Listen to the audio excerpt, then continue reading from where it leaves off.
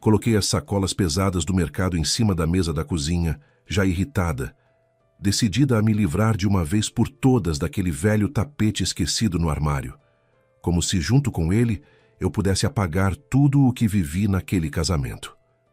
Puxei com força, o tecido enganchou, rasgou, e quando finalmente caiu no chão, algo deslizou de dentro dele e bateu no piso. O som foi seco, metálico. Meu coração disparou. Me abaixei devagar, e no instante em que toquei aquilo, um arrepio percorreu meu corpo inteiro, porque eu entendi que aquilo não estava ali por acaso e que alguém nunca quis que eu encontrasse. Bem-vindos ao canal Recanto das Histórias. Antes de começarmos, por favor, escrevam de onde vocês estão nos assistindo. Gostamos muito de saber até onde nossas histórias estão chegando. O salão de beleza estava muito movimentado naquele dia. Mal uma cliente saía, outra já se sentava na cadeira. Algumas senhoras imploravam para ser atendidas sem hora marcada. A recepcionista Kátia mal conseguia responder a todas, a quem dispensar, a quem encaminhar para o cabeleireiro certo. Era a agitação típica de véspera de feriado. Amanhã, 8 de março, todas as mulheres de todas as idades queriam estar deslumbrantes. As cabeleireiras faziam seu trabalho de forma monótona, só se ouvia o snip das tesouras e o ronco do secador. Enquanto trabalhavam, as clientes conversavam. Além do corte normal, você quer franja fina ou prefere mais volume na nuca? Surgiram também conversas sobre o que cada uma prepararia para a mesa de festa ou que presente havia encomendado para o marido. Oi, eu disse pro meu que não queria aquelas tulipas, contava uma das senhoras com papel alumínio na cabeça. Já enjoei. E de que adianta? Pelo preço, dá para comprar uma frigideira decente. Uma frigideira? Riu a cabeleireira Júlia, uma moça bem jovem. Não, eu quero flores de verdade. Pode ser que durem pouco, mas são bonitas. É 8 de março, afinal. A frigideira pode ser comprada em outro momento, qualquer dia. De jeito nenhum, querida, interveio uma senhora mais velha de outra cadeira. Uma boa panela é um ótimo presente, e o qualquer dia pode nunca chegar. O meu velho me deu uma panela de pressão nova no ano novo. Eu mesma pedi. Ah, o frango com legumes que sai nela é uma maravilha. A vida toda achei que fazia bem, mas nessa panela fica melhor do que nunca. A conversa derivou naturalmente para quais pratos eram indispensáveis na mesa de festa. Maionese de legumes e frango assado lideravam as preferências. Ana ouvia tudo em silêncio, movendo as tesouras com energia. Sua cliente também participava ativamente da conversa e tentou algumas vezes envolvê-la, mas ela teimava em ficar calada. 8 de março, o Dia da Mulher. A bela metade da humanidade na expectativa dessa atenção obrigatória por parte dos seus homens. Mas Ana não tinha ninguém de quem esperar essa atenção. Talvez o genro do interior ligasse para parabenizá-la. Hoje o vizinho, eternamente meio bêbado, que ao cruzar com ela no corredor diria um protocolar. Feliz feriado. Havia meio ano que Ana estava divorciada. Ela mesma havia expulsado o marido, e ainda doía muito. Tinham vivido juntos quase 25 anos e se preparavam para as bodas de prata. A filha já era casada. Parecia que era só viver e ser feliz, mas tudo havia tomado outro rumo.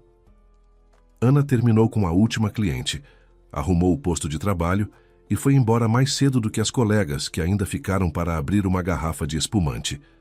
Mas Ana não estava com ânimo para isso. Ela saiu para a rua.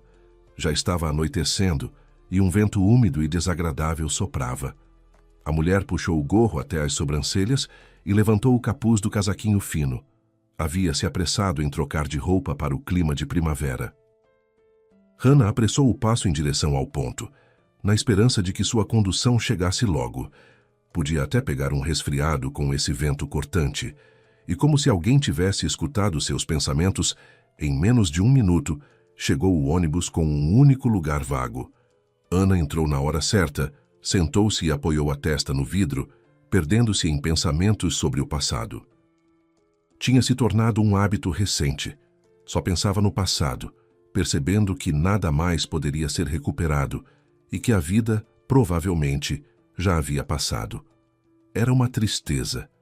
Triste por não ter se tornado o que sonhara. Triste por ter encontrado a pessoa errada. Doloroso saber que nada mais podia ser corrigido. A única coisa que aquecia seu coração era sua filhinha Paulinha, inteligente e linda. E, no entanto, houve um tempo em que Ana achava que sua vida seria a melhor de todas. Na infância, sua mãe e a avó eram loucas por ela. Cresceu com amor e cuidado. A mãe trabalhava como enfermeira numa unidade de saúde. A avó era funcionária exemplar da área de educação. Havia trabalhado a vida toda numa creche, sendo diretora por muitos anos. A pequena Ana sonhou primeiro em ser educadora como a avó, mas um dia, ao visitar o trabalho da mãe, decidiu que seria médica. Talvez tivesse sido assim, se não fossem algumas circunstâncias. A avó faleceu quando Ana cursava o 9º ano, e a mãe morreu quando a moça terminava o ensino médio, atropelada por um motorista bêbado numa faixa de pedestres. E Ana ficou sozinha no mundo. Nunca conheceu o pai. A mãe jamais falara nada sobre ele.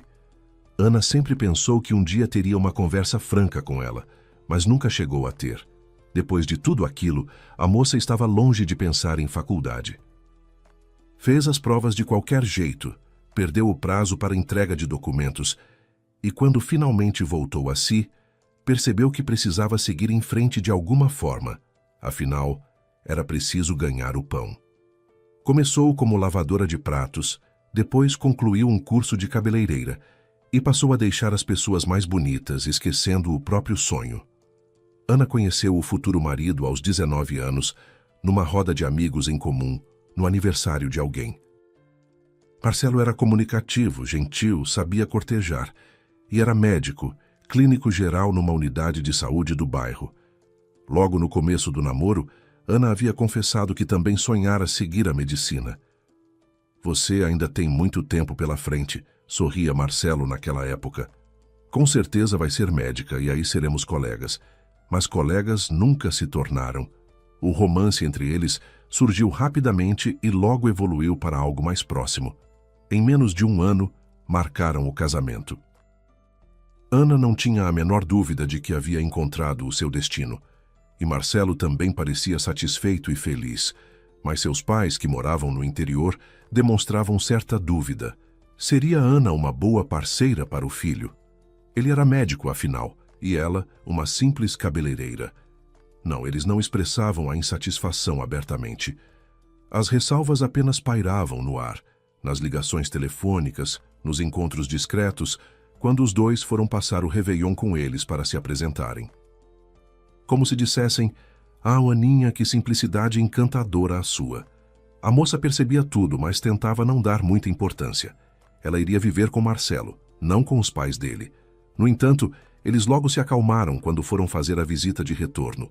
O apartamento que Ana herdara da mãe e da avó era respeitável. Isso ninguém podia negar. No centro da cidade, com pé direito alto, precisava de reforma, mas isso era detalhe. Só tinha 2 quartos, mas eram espaçosos. Enfim, quando o casamento se aproximou, os pais de Marcelo aceitaram a escolha do filho e até ajudaram na organização do evento. E depois tudo correu muito bem. Ana era a mais feliz do mundo, e quando nasceu a filhinha Paulinha, pareceu que não havia família mais perfeita no mundo inteiro. Marcelo era muito dedicado ao trabalho, mas o tempo livre sempre dedicava à esposa e à filha. Passeavam juntos no parque. Quando Paulinha cresceu um pouco, iam com ela a parques de diversão e ao circo. Ana se esforçava para ser uma esposa e mãe exemplar. Cuidava de si mesma, dedicava-se à filha. O marido estava sempre de camisa bem passada. A casa em ordem perfeita, com comida gostosa. Ana ficou com Paulinha até os 3 anos. Depois voltou a trabalhar no salão que ficava perto da unidade de saúde do marido. Muito conveniente. De manhã levavam a filha à creche e seguiam para o trabalho. À tarde, Marcelo buscava Ana. As colegas invejavam Ana de forma genuína. Que marido lindo, atencioso e ainda por cima médico. Só a cabeleireira mais velha, Teresa, torcia o canto da boca e dava uma risadinha. Certa vez disse diretamente: "Ah, Ana, Seu maridinho ainda vai se mostrar em toda a sua glória. A jovem apenas a olhou com estranheza e não respondeu nada. Decidiu que Teresa tinha dito aquilo por maldade. Afinal, ela era uma senhora muito sarcástica. E aí aconteceu o primeiro choque. Uma moça jovem marcou o horário no salão e caiu com Ana. Ela a sentou na cadeira. Perguntou gentilmente o que queria. A cliente a olhou com curiosidade. Mostrou onde cortar e como. Tudo ia bem até o telefone dela tocar. Ana foi buscar o aparelho na mesinha e entregou à cliente. Ah, Marcelo, a moça disparou animada. Eu tô no salão, sim. Ah, você ainda tem mais 2 atendimentos? Tudo bem, tudo bem. Quando eu sair, te ligo. A gente se encontra naquele café. Ana continuava a mover as tesouras com naturalidade. Havia tantos Marcelos no mundo, mas por algum motivo, as palavras da cliente a deixaram em alerta. É que, ao entregar o telefone, ela viu o nome de quem ligava. Meu amor. E a voz na linha parecia com a do marido. Ela cortou o cabelo da moça normalmente, mas ficou pensativa. Quando a cliente saiu do salão alegremente, Ana avisou à dona que precisava sair e foi atrás dela. A cabeleireira Teresa a seguiu com o olhar. Ou pelo menos, foi o que Ana achou ao se virar na saída. A cliente ia à sua frente batendo salto. Ana a seguia à distância. Num certo momento recuou involuntariamente. Vindo em direção à moça apressado, estava exatamente seu marido. Correu até ela, deu um beijo, disse algo sorrindo. E então olhou para o lado e a viu. Ana empalideceu, se afastou da acompanhante e veio em direção à esposa. Mas ela correu de volta para o salão. Marcelo entrou em seguida tentando explicar, se justificar. Disse que ela havia entendido tudo errado. Como entender de outro jeito, se ela o viu abraçando outra mulher na sua frente? Quero o divórcio, gritou Ana.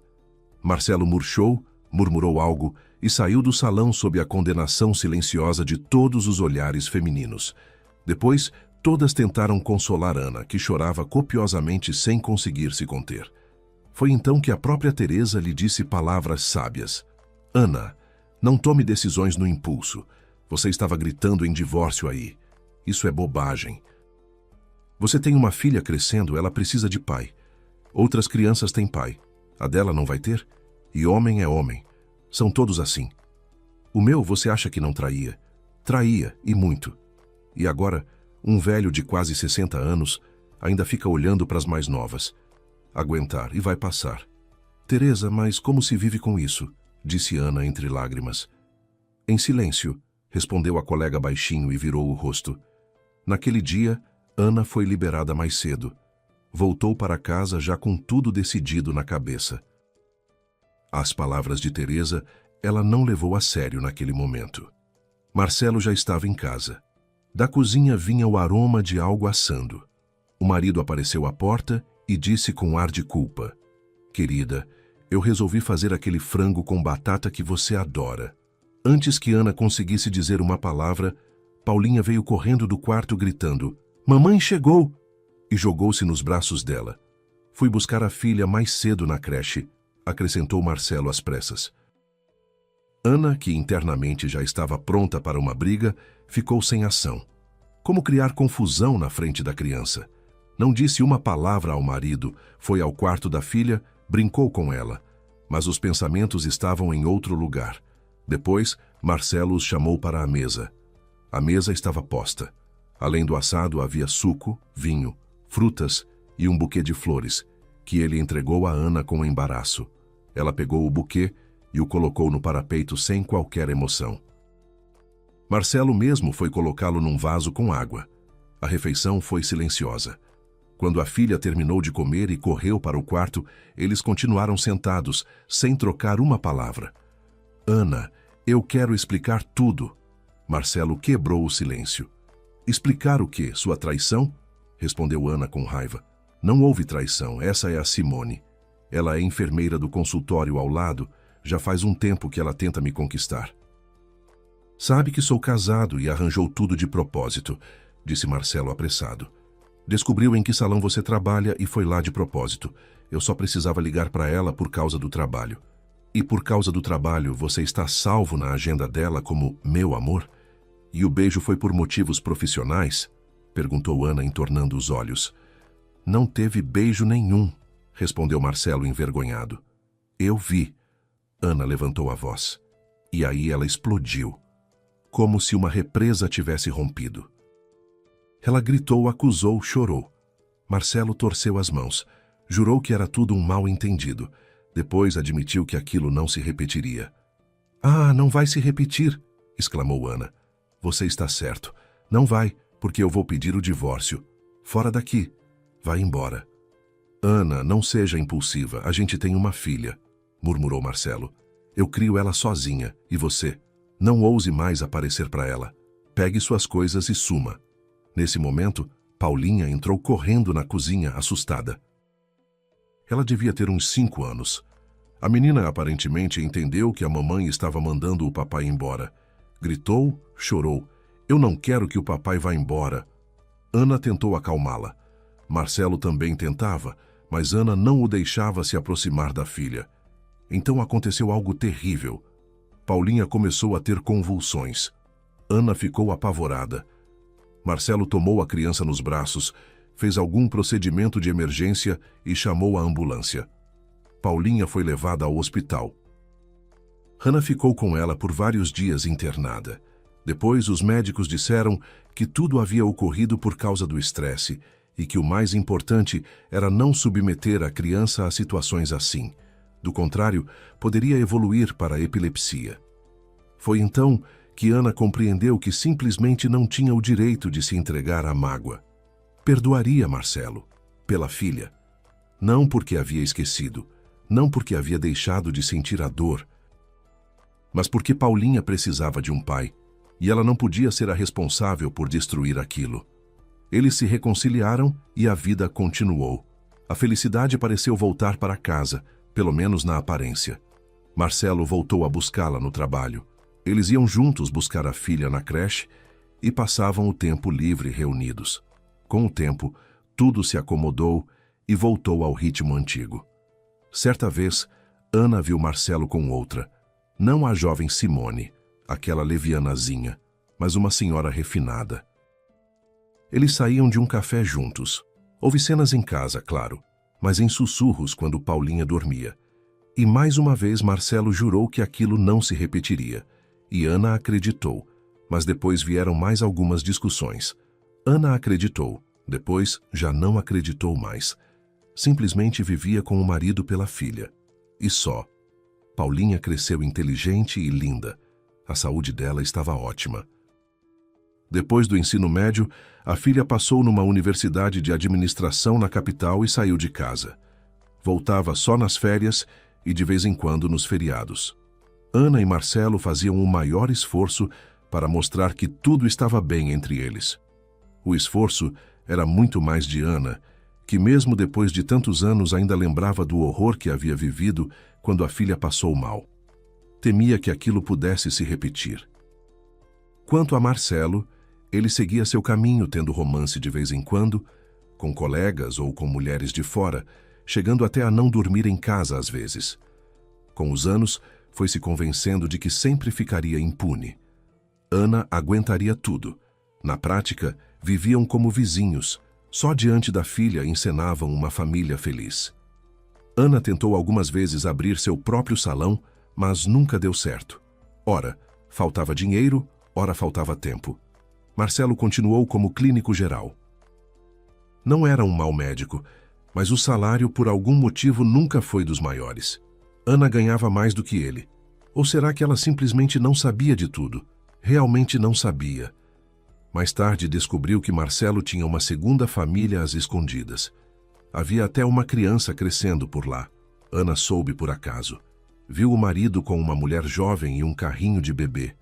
Passeavam como ela, e Paulinha passeava um dia. Ela entendeu tudo sem nem se aproximar. Embora Marcelo a tivesse visto e ficado visivelmente nervoso.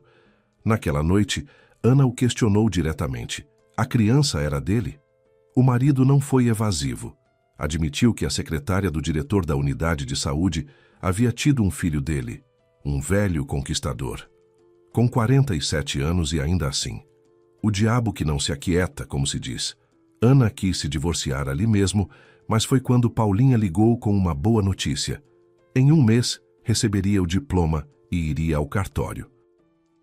Disse que ela e o namorado Daniel já tinham entregado os papéis. Vinham fazer uma visita. Vamos casar a filha e aí nos separamos, disse Ana secamente. E não quero ver mais seu rastro no meu apartamento.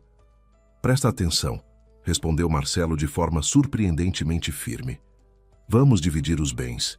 Eu tenho direito à minha parte do apartamento. A que parte? Perguntou Ana. Este apartamento foi herança da minha avó, antes do casamento, mas eu investi muito nele. Já consultei advogados. Você vai ter que me indenizar. O que você investiu? Ana sorriu. Pregou uns pregos na parede e tortos. Certo, pelos pregos eu te pago. E, curiosamente, Ana não sentiu raiva nem dor. Tudo havia se apagado dentro dela. Ela encarava o divórcio iminente e as exigências do marido com uma calma absoluta. Estava tão cansada de tudo, como se já tivesse 100 anos. Mas havia o casamento da filha pela frente. Festejaram como se deve. Foram à capital, conheceram a família de Daniel. Tudo correu bem. Os jovens foram morar no apartamento da avó de Daniel. Paulinha e ele trabalhavam na mesma empresa e era evidente que se amavam muito. Na festa, Ana enxugava as lágrimas de soslaio, que a filha fosse mais feliz do que ela. E depois veio o divórcio. Claro que Marcelo não ficou com nenhuma parte do apartamento. Ele levou o carro, o televisor enorme e mais algumas coisas. Para Ana, esses detalhes já não importavam. Que levasse tudo. Só queria que ele saísse da sua vida. Quando Marcelo embalava as últimas caixas, Ana estava no apartamento, observando. A mulher mal conseguia acreditar que havia passado tantos anos com aquele homem mesquinho. Isso também é meu. Minha mãe me deu de presente de aniversário, disse ele, tirando da parede um quadro com paisagem marítima. Um quadro velho, com a tinta rachada em alguns pontos. Ana até sorriu, menos para jogar fora. E quando o marido foi embora, batendo a porta e deixando as chaves na cômoda, ela de repente começou a chorar. Estava sozinha. Toda a vida anterior parecia uma névoa, uma ilusão que de repente havia se dissipado. Para que ela havia construído aquele lar durante todos esses anos? Chorou um pouco, e depois uma raiva enorme tomou conta dela. Precisava se livrar de tudo que lembrasse o passado, o marido. Começou a jogar fora tudo que a irritava. A cortina do quarto, uma manta, alguns livros, vasinhos. Fez várias viagens até a lixeira com sacolas. Por último, foi o tapete. Um grande tapete na parede do quarto. Estava lá desde antes de Marcelo chegar. Era da avó. Ana tantas vezes quis jogá-lo fora, mas tinha pena. Afinal, era um tapete persa legítimo e também uma lembrança da avó. Mas naquela noite, no impulso, ela o arrancou da parede, pesadíssimo. Percebeu que já não tinha forças, então conseguiu apenas enrolá-lo e enfiar no depósito. Decidiria depois o que fazer. Por enquanto, ardia dentro dela uma sede de renovação. Adormeceu, pensando que no dia seguinte arrancaria todo o papel de parede e começaria a reforma. De manhã o ânimo já esfriara um pouco. Não arrancou tudo, começou pela cozinha, e foi em meio à reforma que a filha apareceu, que havia ficado sabendo pelo pai que os pais tinham se separado. Em vez de ligar, Paulinha veio pessoalmente trazendo o marido. "Mãe, vocês viviam tão bem", dizia a filha sem entender. "Por que aconteceu isso?" "Filha, isso já tinha acontecido faz tempo", respondeu Ana, mexendo a cola de papel de parede. Só que seu pai e eu ficávamos calados. E contou tudo à filha como havia sido de verdade. Paulinha ficou em choque, assim como Daniel, que achava que os sogros tinham um relacionamento perfeito. Depois de processarem tudo, os jovens arregaçaram as mangas e entraram na reforma. Em uma semana, o apartamento de Ana se transformou. Tantos anos com o marido, sem conseguir fazer uma reforma, e de repente pronto. Papel de parede novo em todos os cômodos, piso novo no corredor, Pinturas aqui e ali, caiação, até portas novas foram instaladas. Essas com a ajuda de especialistas. Uma beleza. Paulinha e Daniel vieram na intenção de reconciliar os pais e acabaram virando equipe de obras. Paulinha concluiu. Se a mãe estava bem assim, que fosse. E o pai aparentemente também estava bem, embora ela ficasse um pouco ressentida com ele. Mas... e Ana? Por fora tudo bem, mas o vazio dentro dela só crescia. A consciência de que aos 45 anos havia ficado sozinha doía fundo. Naquele momento, sentada no ônibus, ela se lembrava das conversas no salão. Todo mundo seria parabenizado, todo mundo se preparava para o feriado, e ela ficava meio que de lado. Ao descer no ponto, decidiu entrar no mercado e comprar algo gostoso. Daria uma festa para si mesma. E de tanto se empolgar, acabou enchendo 2 sacolas. Saindo do mercado, ela se ralhava por dentro. Para que havia comprado tanto? 2 pacotes de suco, 3 tipos de queijo embutido, cogumelos e mais um monte de coisa. Mas por que havia levado o vinho, afinal? Feliz feriado, sorriu um velhinho de jaqueta surrada, segurando a porta para ela. Obrigada, murmurou Ana e saiu para a rua com a bagagem. Para si mesma, sorriu com tristeza. Pois é, agora só velhinhos desse tipo a parabenizariam. Homens de verdade não a olhavam mais. Já fazia 6 meses que estava sozinha e não havia encontrado ninguém, nem tentado, na verdade, mas ainda assim. Bem, ela não precisava de ninguém. Dava conta de tudo. Tinha uma vida nova. E então, sem saber porquê, lembrou do velho tapete que ainda estava no depósito. Dizem que, ao começar uma vida nova, é preciso se livrar de tudo o que é antigo. Talvez esse tapete fosse o culpado de tudo. E Ana, arrastando as sacolas pesadas, decidiu com firmeza que chegaria em casa e se livraria daquele acumulador de poeira, e que amanhã, 8 de março, começaria uma vida nova de verdade. Seria como um sinal. No corredor do prédio cheirava, como sempre, a gato, a batata frita e a algo remotamente parecido com incenso. Ana franziu o nariz, apertou nas mãos as sacolas que puxavam para baixo e subiu a escada. Não, amanhã ela também teria seu dia de festa. E mais, com certeza amanhã ela encontraria alguém que mudaria toda a sua vida. No apartamento, ainda de botas e casaco, foi direto à cozinha, guardou as compras e foi até o depósito. O tapete estava encostado melancólico num canto, apoiado numa bolsa de viagem que pendurava num enorme prego saliente. Ana puxou o tapete com decisão. Ele caiu macio sobre seus ombros como um cisne pousando o pescoço. A mulher gemeu com o peso e deu um passo para fora do depósito. O tapete, como se tivesse entendido o destino que o aguardava, resistia em sair. Ana puxou com toda a força, e o bicho havia prendido naquele prego. Puxou de novo, ouviu um estalo, e o tapete veio dócil para seus braços. Já no corredor de entrada, ela o soltou sem querer, e ele caiu pesadamente no chão. Ana xingou baixinho e sentou-se exausta ao lado dele. E ainda tinha que arrastá-lo até a lixeira. Ela olhou tristonha para o rolo enrolado, para suas mãos vermelhas das sacolas. Mas não, precisava fazer aquilo. Com um suspiro, Ana se levantou e tentou calcular a melhor forma de segurar o tapete. Foi então que um objeto chamou sua atenção. Havia caído do tapete e agora estava sobre o piso novo, brilhando de forma indiscreta. Ana se agachou, surpresa, e o recolheu. Era um medalhão de ouro com corrente. Como havia parado ali? A mulher examinou a borda do tapete e percebeu que na parte de trás havia uma pequena bolsinha costurada, rasgada de um lado. Provavelmente foi essa bolsinha que havia prendido no prego do depósito. Mas que medalhão era esse? De quem era? Ana o virou nas mãos. Encontrou um minúsculo botãozinho. O medalhão se abriu. De um lado, a foto de uma moça muito parecida com ela. Do outro, um marinheiro corajoso com boina e camiseta listrada. E uma inscrição ao redor: Natália e Pedro, juntos para sempre. Na foto da moça, Ana reconheceu imediatamente sua mãe, cujo nome era exatamente Natália. Mas quem era aquele jovem, Seria seu pai. A conjectura tirou o fôlego de Ana. Afinal, seu sobrenome de pai era Pedrosa, filha de Pedro. A mulher já não pensava mais no tapete. Empurrou-o para a parede do corredor, tirou o casaco e as botas e foi para a sala. Sentou-se atordoada no sofá, continuando a examinar o medalhão.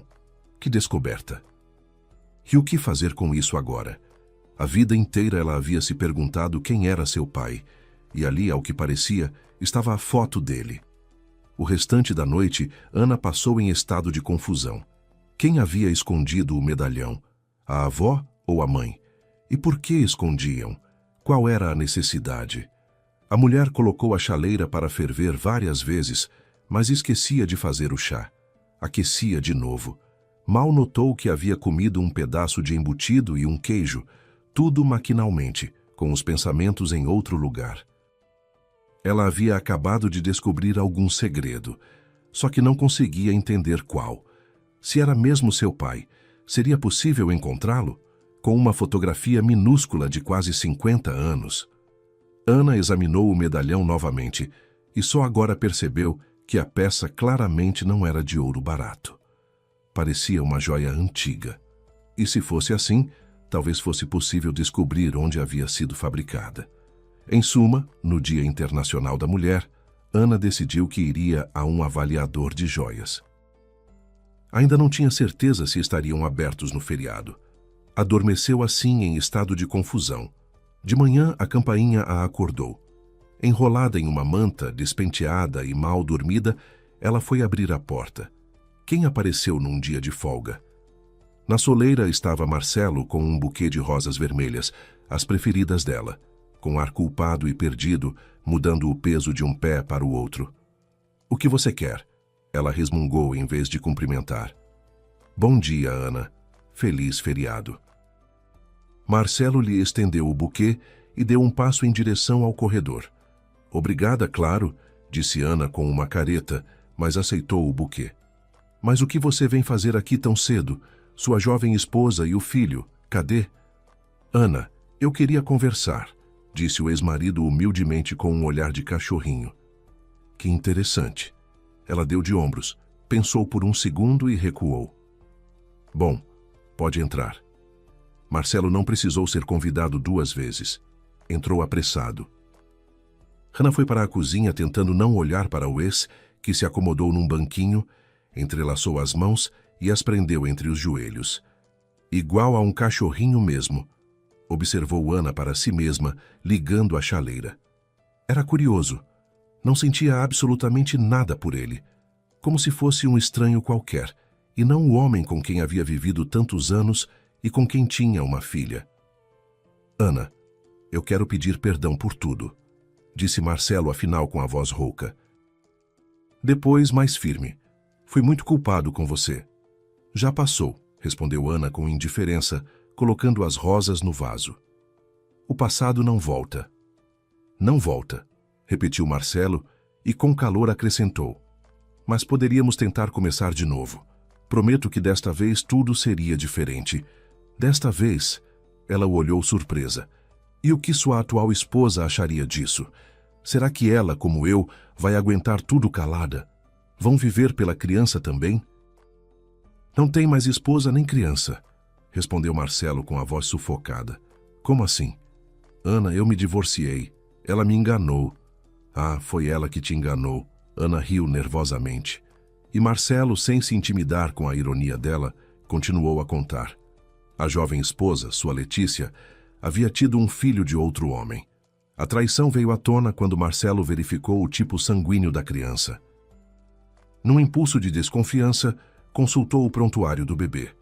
E com o seu próprio tipo sanguíneo, era impossível que aquela criança fosse sua. Claro que se seguiram as discussões com a esposa, que acabou confessando ter tido um caso passageiro com um colega cirurgião chamado Vitor. Mesmo jurando que fora um erro, um momento de loucura, Marcelo não acreditou. O próprio Vitor, quando confrontado, admitiu o relacionamento com Letícia e acrescentou que não se oporia a continuá-lo, não fosse ela a esposa de Marcelo. Uma situação um tanto constrangedora. "Pedi demissão da unidade de saúde. Não consigo ver esse Vitor todo dia, contou Marcelo torcendo os dedos.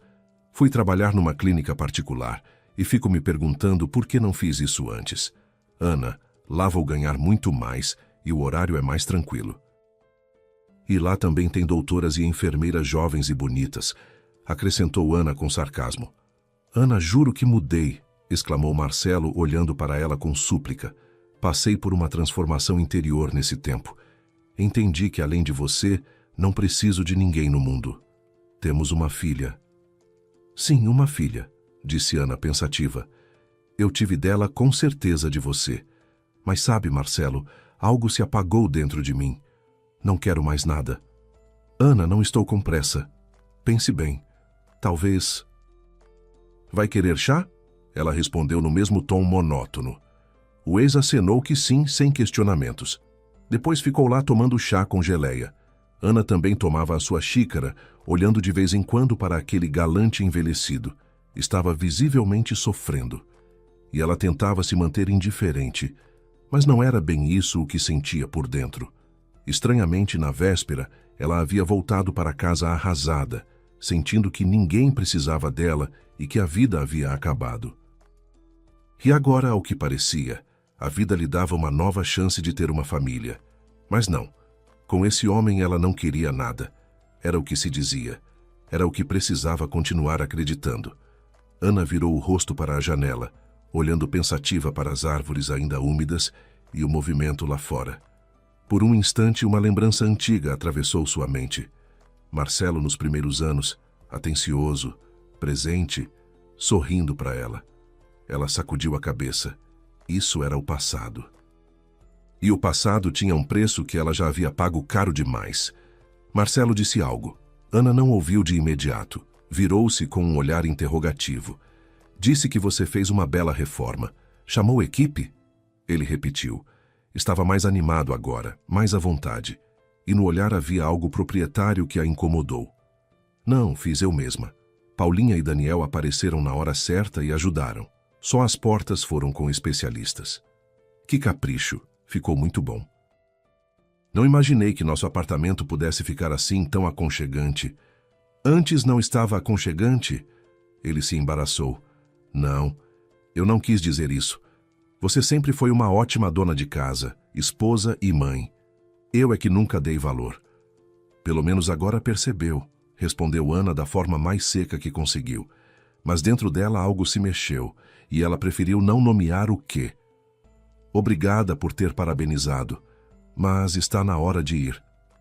Você está esperando alguém? Ele se preocupou. Sim, Ana mentiu sem pestanejar. Tenho um encontro hoje. Ah, se é assim, murmurou Marcelo. Desculpe o incômodo. Vou indo. Mais uma vez me perdoe. Entendi que não tenho mais lugar na sua vida. Exatamente. Ele se levantou, saiu da cozinha e de repente rumou para o lado dos quartos. Só quero ver mais uma vez como ficou tudo, disse de passagem, desviando o olhar com culpa. Ana cruzou os braços e se apoiou na parede do corredor. Ficou esperando, sem muita paciência. Tó, ouviu ele exclamar admirado da sala. Isso você não tinha antes. Ana entrou no cômodo. Na mesinha estava o medalhão. Marcelo estava perto, olhando para ele de cima, sem ousá-lo pegar. Ana, isso é ouro, uma peça muito valiosa. De onde veio? Que diferença faz para você? Foi um presente, ela disse secamente. De quem deve vir te visitar? Exatamente. Ana, tome cuidado. Quem dá presentes assim também pode cobrar caro. Marcelo a olhou com uma preocupação que ela não pediu e não queria. Vou levar em conta. Agora vai embora, respondeu Ana claramente irritada. Já estava pesando demais aquela presença. Era a tensão de ocasião. A última coisa de que precisava era da preocupação de quem havia feito questão de não se preocupar com ela por anos. Ainda bem que não havia contado de onde vinha o medalhão. Marcelo não disse mais nada.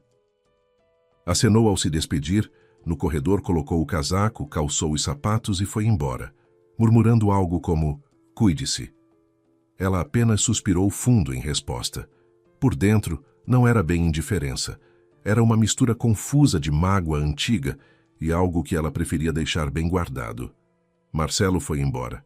Ela ainda ficou sentada por um bom tempo na cozinha, tomando chá frio, olhando para o buquê. Vontade de chorar, mas se segurou, sem mais lágrimas por causa do ex. Ele não era ninguém para ela. Ou pelo menos era o que ela precisava continuar acreditando. Depois o genro ligou. A filha, conhecidas, colegas, todos parabenizaram Ana de coração. Às mulheres ela também mandou cumprimentos. Não esperava que o telefone ficasse tão ativo naquele dia. Depois do almoço, ela pegou embutido, queijo e mais algumas coisas das compras do dia anterior, junto com a garrafa de espumante, sentou-se na frente da televisão e ficou bebendo, comendo e assistindo a filmes antigos. O humor foi melhorando aos poucos. Só de vez em quando o olhar caía no medalhão, e de imediato surgiam perguntas na alma. Não, hoje definitivamente não iria buscar as respostas. Mais tarde. Mesmo assim, depois do feriado, Ana pegou o medalhão e foi até um avaliador de joias. Escolheu aquele que, segundo a internet, tinha um especialista de confiança na área. Uma peça muito interessante, disse o avaliador, examinando o medalhão com cuidado. Depois olhou para a mulher com curiosidade. Senhora, e de onde vem esta peça? É uma herança, respondeu Ana prontamente. E tem documentação? Tenho, mentiu ela, percebendo que era melhor não entrar em detalhes. Mas não sei dizer quanto vale agora. Parece antiga. E gostaria de saber onde poderia ter sido feita.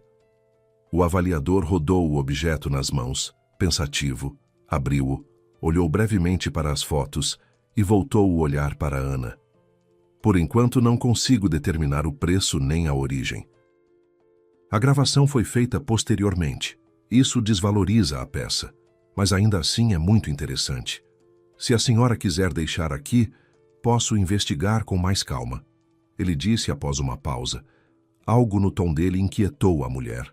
Havia um interesse ali que ia além do profissional. Um olhar calculista que ela não soube explicar, mas sentiu com clareza. Ana sacudiu a cabeça negativamente. Não, obrigada. Não preciso disso. Para mim, este medalhão é apenas uma lembrança. O principal é saber que não é uma bugiganga barata. Agradecendo, Ana saiu, mas com uma sensação estranha de apreensão que não a abandonou.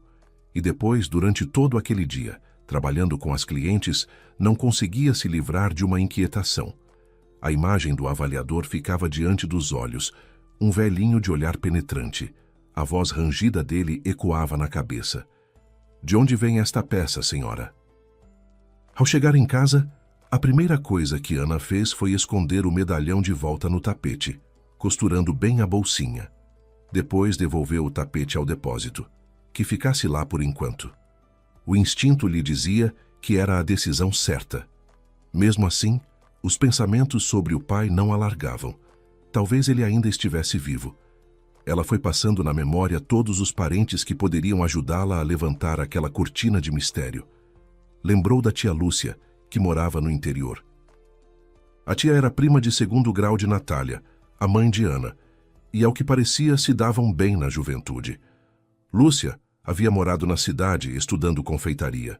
Depois foi para os pais, casou-se, trabalhou a vida toda no restaurante de uma cooperativa rural. Provavelmente ainda estava viva, já que os poucos parentes não haviam dado nenhum sinal, e na família ligam apenas quando algo acontece. A própria Ana não tinha contato com a tia há muitos anos. Tinham se visto no funeral da mãe. Depois trocaram ligações por alguns anos, felicitações nos feriados, mas nos últimos anos haviam se afastado completamente. Ana discou o número dela, mas caiu no silêncio. Decidiu ir pessoalmente, e no fim de semana seguinte, viajou para o interior. A cidade do interior ficava a uns 100 quilômetros. Chacoalhando num ônibus empoeirado, a mulher estava muito nervosa sobre como seria o encontro. E se a tia não a reconhecesse e não quisesse nem conversar? O ônibus chegou quando o sol de começo de primavera já descia em direção ao horizonte. Ana desceu no ponto com uma pontada de ansiedade, sabendo que se a tia a mandasse embora, teria que passar a noite na rua. O próximo ônibus só vinha pela manhã. Ela havia estado naquela cidade do interior ainda na escola e ainda lembrava mais ou menos o caminho. A casa da tia Lúcia deveria ser a segunda de uma das extremidades da rua, do lado direito. Ao se aproximar, ficou parada, desconcertada. Era o lugar certo, mas parecia diferente. Antes havia uma casa simples com cerca de madeira e portão de tábua. Agora, uma casa de alvenaria com telhado novo e um portão de ferro. Ana apertou com hesitação a alavanca do portão. Cedeu. Entrou no quintal. Era fácil perceber que os donos viviam com prosperidade. Uma garagem espaçosa, galpões bem feitos. De um canil veio uma voz grave de cachorro. Ana recuou ao ver um cão enorme.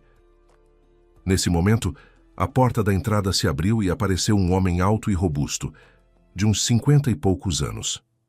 "O que deseja?" perguntou ele com simpatia, limpando o canto da boca. "Boa tarde. Aqui morava a tia Lúcia. Eu sou Ana, a sobrinha de segundo grau dela", respondeu a mulher com timidez. "Sobrinha, diz?" O homem sorriu. "A Aninha seria." "Seu Sérgio." Ana ficou boquiaberta. Era o filho da tia Lúcia. Com ele, ela se conhecia de quando ia visitar com a mãe.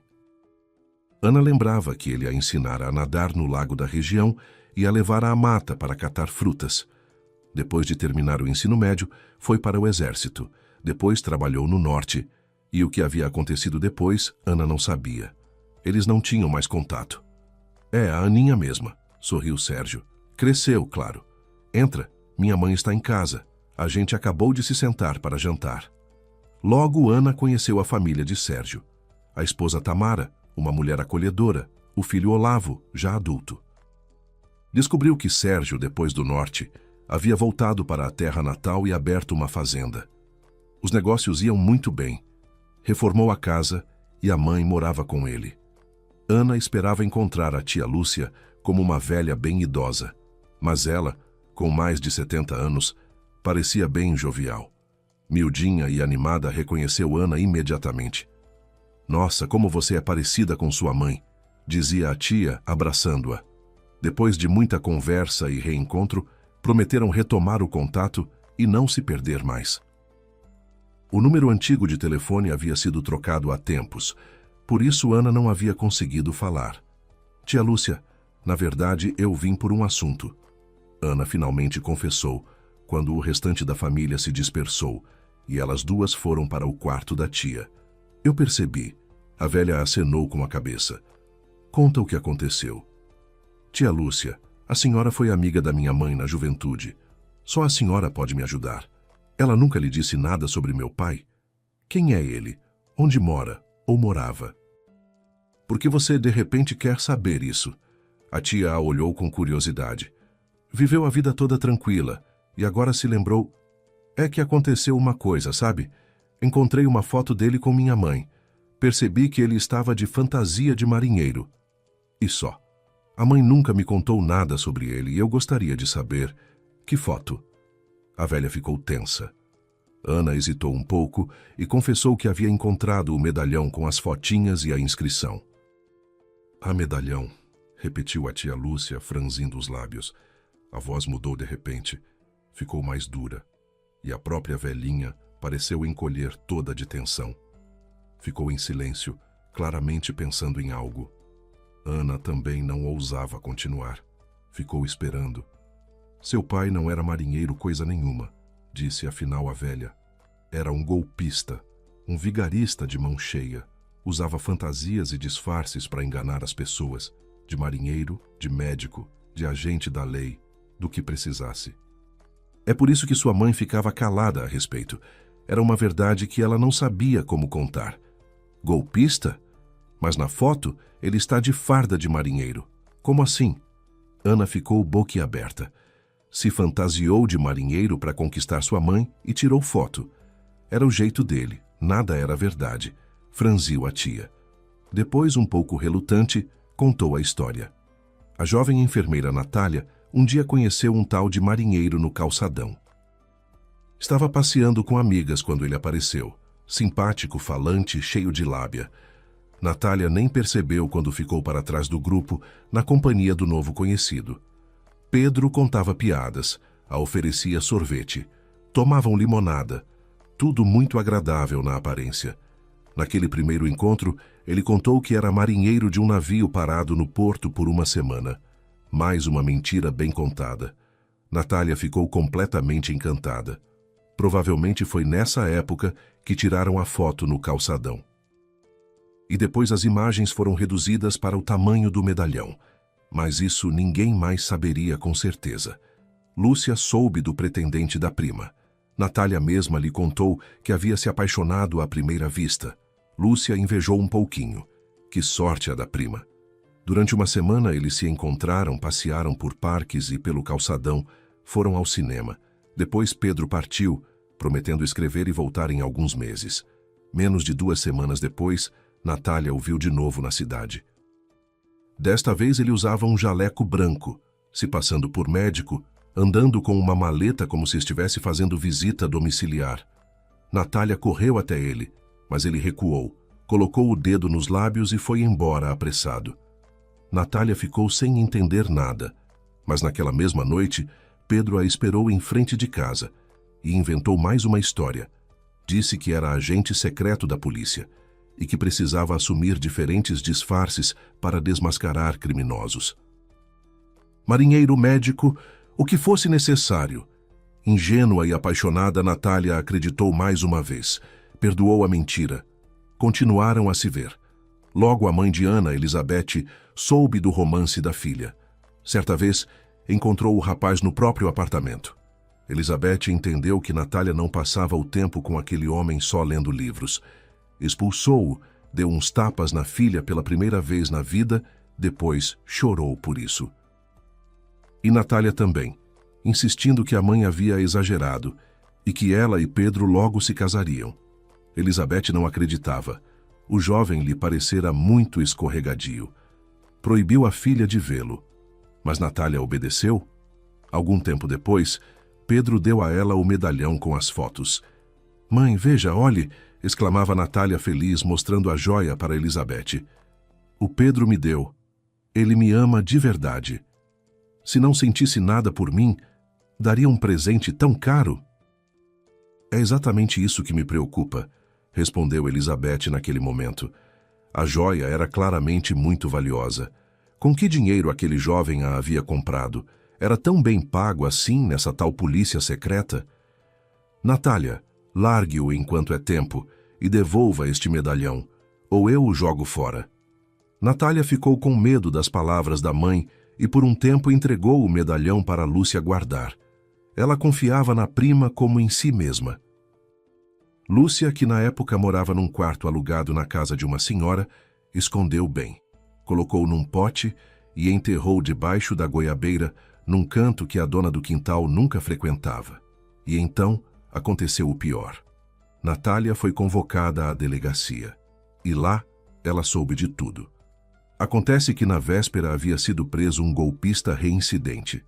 Alguém que entrava facilmente na confiança das pessoas, usando diferentes disfarces e identidades falsas. Marinheiro, médico, agente da lei, Pedro era capaz de se transformar no que fosse preciso para aplicar seus golpes, e tinha sido preso em flagrante. Natália havia sido convocada porque os policiais a viram sendo acompanhada por ele até em casa. Ela foi interrogada, investigada, para saber se era cúmplice. Natália só chorava. No final, os policiais acreditaram que ela não tinha nada a ver com aquilo e a liberaram. Mas ela mentiu um pouco. Quando perguntaram se Pedro havia lhe dado presentes de valor, respondeu que não. Simplesmente não queria entregar o medalhão. Apesar de tudo, continuava amando Pedro. Quando Elizabeth conversou com a filha, também se lembrou do medalhão e perguntou se ela havia se livrado dele. E então Natália confessou que o havia dado a Lúcia para guardar. Elizabeth ficou calada, mas no dia seguinte foi até Lúcia e exigiu o medalhão de volta. Lúcia, que já sabia de tudo, entregou sem reclamar, porque queria aquela confusão. E Elizabeth realmente havia planejado jogar o medalhão fora, mas por algum motivo não o fez. E só ela poderia ter escondido a joia no tapete com tanto capricho. Afinal, Natália acreditou até o fim da vida que a mãe havia se livrado do medalhão. Quando Natália percebeu que estava grávida, ficou calada por muito tempo. Não confessou nada à mãe. Tinha medo de que ela exigisse o pior. Mas Elizabeth, quando intuiu tudo com seu instinto feminino, apenas abraçou a filha e disse com calma: "Tudo bem, filha. Vamos criar o bebê e ele será só nosso." E assim foi. Ana cresceu com o amor e o carinho das duas pessoas mais queridas do mundo. E Pedro, o que foi dele ninguém sabe ao certo. Natália o amou assim mesmo, o idiota, ficou esperando por ele. Depois, foi à delegacia descobrir onde estava e como estava. Disseram que havia morrido na prisão. "É isso", concluiu a tia Lúcia. Ana ficou em choque. Não era bem essa a verdade que esperava encontrar. Mas o que fazer? Ela era do jeito que era. Passou a noite na casa dos parentes. De manhã, Ana partiu. Convidou os parentes a passarem por ela quando fossem à cidade. Parentes não devem se afastar assim. Quando Ana abriu a porta do seu apartamento, ficou boquiaberta. Tudo estava de cabeça para baixo. Todas as portas de armários abertas, roupas espalhadas pelo chão, móveis afastados da parede, seus amados cactos derrubados, vaso quebrado. No depósito, também havia uma bagunça total. O tapete estava no corredor de entrada. Ana se lembrou da bolsinha secreta. Era o que parecia. A costura estava rasgada, o medalhão havia sumido. A mulher chamou a polícia. Claro, a primeira pergunta foi o que havia sumido. "Só o medalhão", respondeu Ana, olhando ao redor para a destruição. Estava tão magoada e tão indignada. Seu apartamento recém-reformado parecia um campo de batalha. Que medalhão? O investigador se interessou. Ana contou como havia encontrado aquela joia de ouro recentemente. Depois, pensando um pouco, explicou como ela havia chegado à família. O investigador ficou ainda mais interessado e prometeu apurar tudo. Ao mesmo tempo, aconselhou mais cuidado com achados desconhecidos e com pessoas que mal se conhecia. "Em qual avaliador de joias você foi?" perguntou o investigador no final. Ana disse o nome e ficou muito surpresa. Será que o avaliador estava envolvido em tudo aquilo? Lembrando da sua apreensão depois daquela conversa, concordou silenciosamente com o investigador. Era bem provável. Quem mais sabia do medalhão? Não tinha motivo para suspeitar dos parentes do interior. "Fique tranquila", disse o investigador antes de sair. "Vamos verificar o paradeiro desse avaliador e monitorar qualquer movimentação suspeita nas proximidades do seu endereço. Se algo acontecer, acione imediatamente." Menos de 1 hora depois da saída da polícia, a campainha tocou de novo. Era Marcelo. Ana havia ligado para a filha depois do ocorrido e contado tudo, e Paulinha já havia avisado o pai. Ele veio correndo. "Ana, você está bem?" perguntou ele agitado, parado na porta. "Estou. Só que agora vou ficar arrumando tudo isso até de noite", respondeu ela tristemente. "Deixa eu ajudar. Você, Marcelo, quando você me ajudava em casa", disse ela com um sorriso amargo. "Agora vou ajudar", respondeu ele e entrou sem ser convidado. Imediatamente tirou o casaco e os sapatos e começou a arrumar as coisas, empurrar os móveis de volta. Ana ficou parada, olhando para ele. Uma suspeita surgiu de repente na alma. Marcelo também havia visto o medalhão. Mas não, isso era longe demais. Marcelo era um conquistador, mas não um criminoso. Pelo menos disso, ela tinha certeza. Terminaram de arrumar tudo bem depois da meia-noite. Durante o trabalho, foram trocando palavras aqui e ali, mais por necessidade do que por vontade. Ana dizia a si mesma. Ele era atencioso, organizado, e a cada móvel colocado no lugar, ela se permitia respirar um pouco mais fundo. Mas não era reconciliação. Era cansaço. Era a situação. Era só isso. Ou era o que ela insistia em acreditar. "Vamos comer alguma coisa?" "Os bandidos não esvaziaram a geladeira", disse Marcelo, colocando o último livro na prateleira. "Parece que não", Ana respondeu, já sem energia para resistir à conversa. Só que não tinha preparado nada. Embutido e queijo serve? Agora nem um pedaço de pão amanhecido eu recusaria, respondeu Marcelo humildemente. Mas com pão pode ter problema. Faz tempo que raramente compro. Mas o grupo B de vitaminas? Não, Ana, pão é necessário. Mas vocês médicos ficam dizendo que pão é prejudicial. Ela brincou quase sem querer. Prejudicial é quando se devora um pão inteiro de uma vez. 2 pedacinhos só fazem bem, respondeu Marcelo, já indo para a cozinha.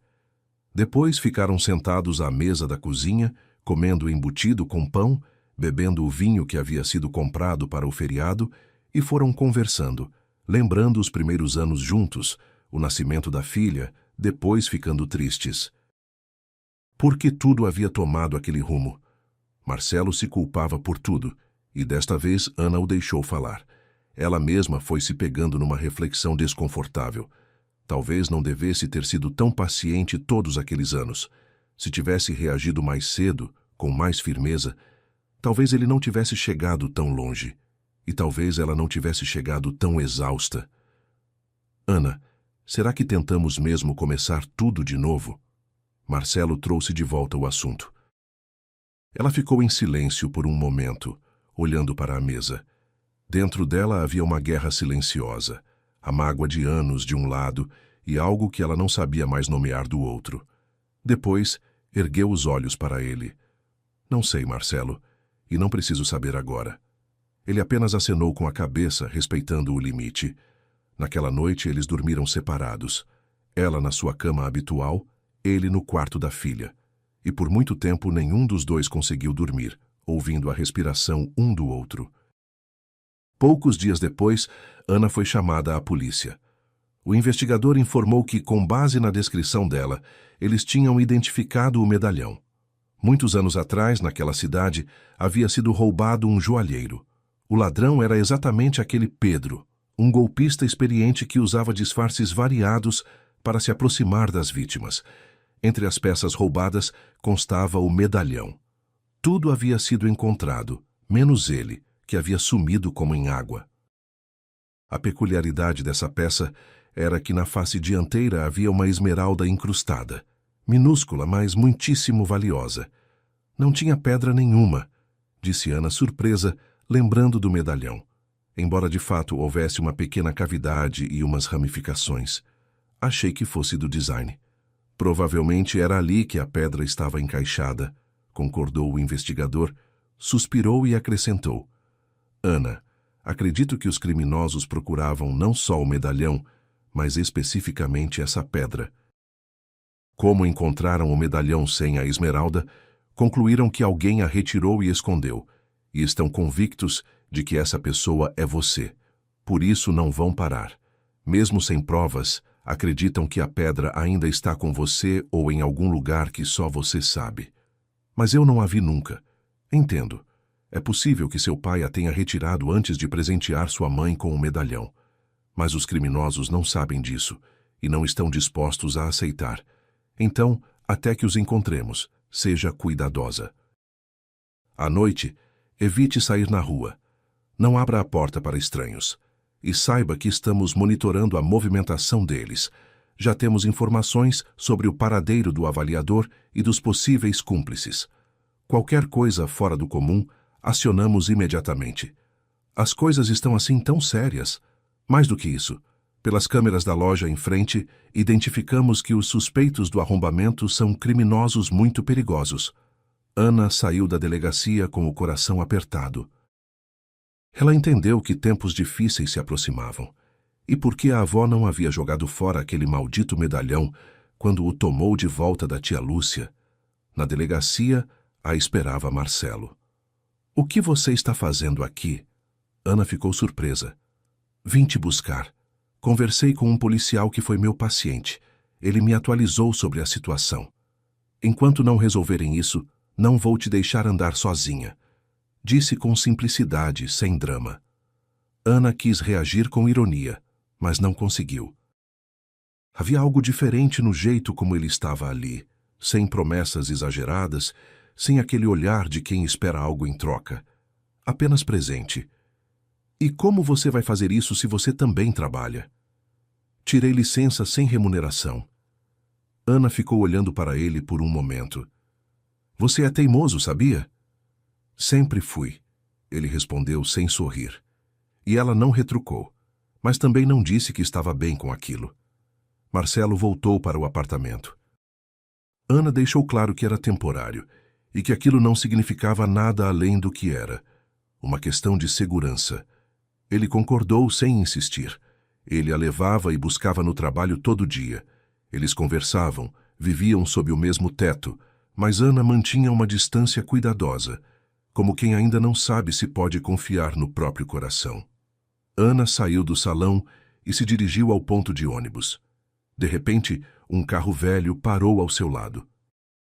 Antes que ela conseguisse reagir, um homem corpulento saltou do carro e a empurrou para dentro do veículo. Ela não teve tempo nem de gritar. Já dentro do carro, viu o velhinho avaliador de joias. O automóvel arrancou. Ana, apavorada, olhava para seus sequestradores. Eram 3, o velho, um grandalhão ao lado dela e um motorista magricelo que fumava o tempo todo e ficava olhando para a mulher pelo espelho. Quem são vocês e o que querem? Ana conseguiu dizer afinal.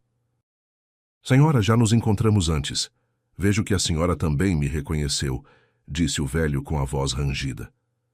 Então sejamos francos. Quero muito pouco da senhora. Devolva o que não lhe pertence. Mas eu não tomei nada de ninguém. Não discuto isso. Foi seu pai, Pedro, quem tomou.